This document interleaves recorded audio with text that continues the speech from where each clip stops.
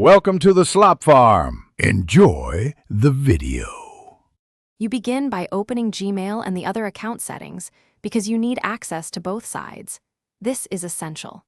Once done, enable IMAP or POP on the external account so Gmail can fetch messages, and note SMTP details for sending as that address. Make sure you have the account password or an app-specific password if two-step verification is on. These steps avoid later failures when Gmail tries to connect, so set them now before moving to Gmail's import settings. Next, you add the other address inside Gmail's settings under Accounts and Import. Choose to import via POP3. You'll enter the external email, then supply the server address, port, username, and password.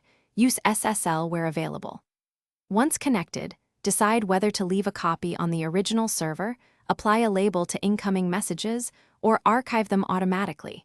These choices keep your inbox organized and avoid duplication. Make sure to test the connection and fetch a few messages so you confirm the. Finally, configure send mail as so you can reply from the other address. Supply SMTP server, port, username, and password, or use Gmail's alias option when allowed. Once you add it, Gmail sends a confirmation code to verify ownership. Enter that code to activate sending.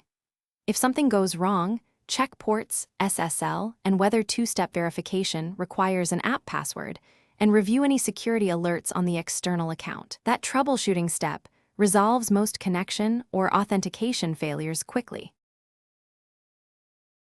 Thanks for watching. Consider subscribing if we helped you today.